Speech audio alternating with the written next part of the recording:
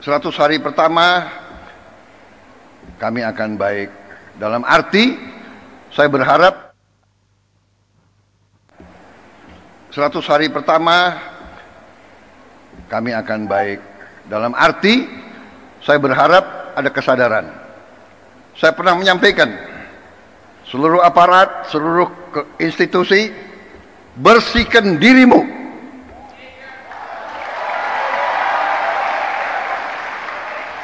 Sebelum kau dibersihkan.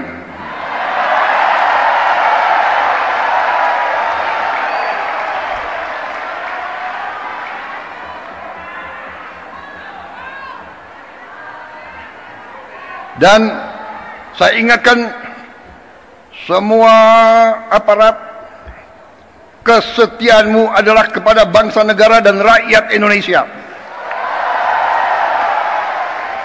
Kalau kau tidak setia kepada rakyat Indonesia, kalau kau menghalangi kebijakan-kebijakan yang untuk membantu rakyat Indonesia, saya akan tindak, saudara-saudara sekalian.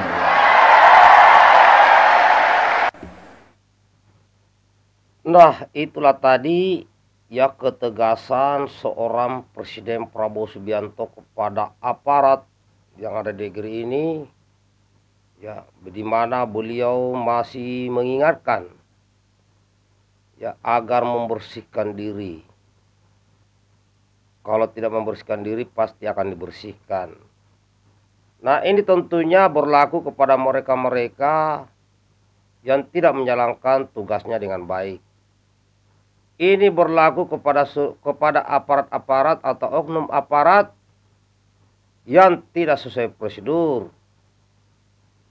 Makanya Pak Prabowo di sini sangat tegas ya menyampaikan kepada kita semua, nah khususnya kepada aparat-aparat yang harus loyal kepada negara. Karena kalau ada oknum aparat yang menghalang-halangi ya program-program pemerintah, maka tentunya ini akan ditindak tegas. Nah, Pak Prabowo ini mengingatkan karena bisa jadi ada oknum yang berusaha untuk tidak menjalankan perintah sesuai aturan. Kan aparat itu kan baik TNI maupun Polri, itu kan sudah ada aturan-aturan yang harus dijalankan. Nah, jika ada aturan-aturan ini yang dilanggar, apalagi bisa menghalangi jalannya pemerintahan, makanya akan ditindak tegas.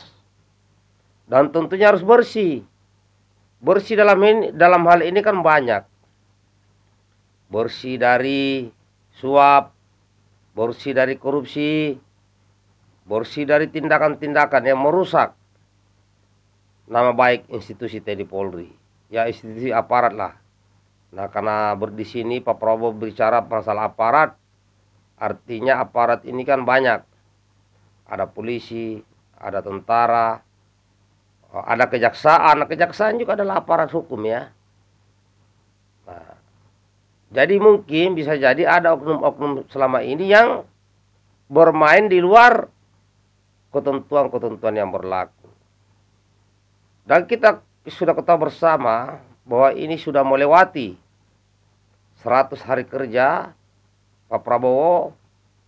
Nah, ada beberapa menteri yang memang kita lihat ya kurang dalam menjalankan tugasnya sebagai seorang menteri. Tapi saya lihat sebagian menteri sudah bagus. Ya, mereka mau turun ke lapangan, mendata dan melihat kondisi masyarakat. Ya, misalnya di situ ada Menko Infrastruktur Pak AHY. Ya, ada Menteri Perumahan. Ya, Pak Sirait saya sudah lihat ada turun. Nah, ada lagi Menteri Pertanian Pak Andi Amran. Ya. Ada Menteri Transmigrasi juga ya Pak Iftita. Dan beberapa lainnya ini sudah sebagian besar menteri ya sudah turun, seperti menteri di pedesaan saya lihat sudah turun. Nah, mungkin masih ada beberapa menteri yang mungkin susah ya, yang mungkin belum tahu kerjanya.